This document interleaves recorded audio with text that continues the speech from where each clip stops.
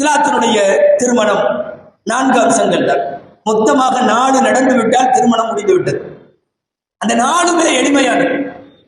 ஒன்று, மணமகனால் முடிந்த அளவு தரப்படுகிற மகர் தொகை. முடிந்த அளவு தரப்படுகிற மகர் தொகை.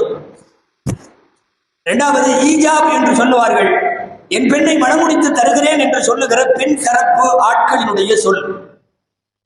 மூன்றாவது, மாப்பிள்ளை நான் ஏற்றுக்கொண்டேன் என்று சொல்லுகிற கபூல்.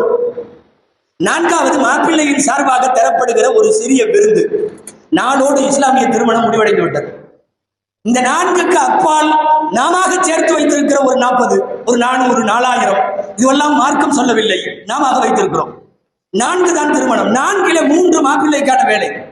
மகர் தருவது அவன் வேலை, வலிமா தருவது அவன் வேலை, கபில்து நான் ஏற்றுக்கொண்டேன் என்று சொல்லுவது அவன் வேலை.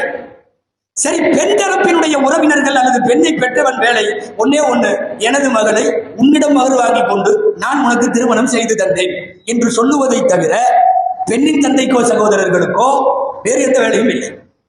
இந்த 4 அம்சங்களோடு இஸ்லாமிய திருமணம் முடிவடைந்து விடுகிறது. ஆனால் இந்த நாளோடு சேர்த்து இன்றைக்கு நாம் 4000 ஆக்கி வைத்திருக்கிறோம்.